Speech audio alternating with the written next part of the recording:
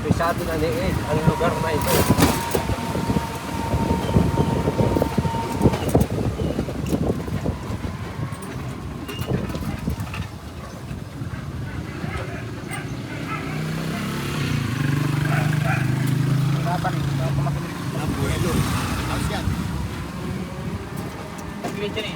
Oo.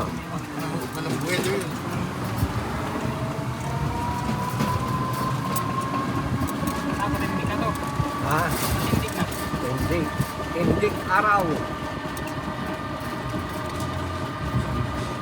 Ayun, ganda oh. Ayun, hindi nakita ni Kuya yung mga ano. Oo. Eh, dami oh. Yun. Banat na ulo. Parang bago sa tagyo. Dami, ito yung ulo na.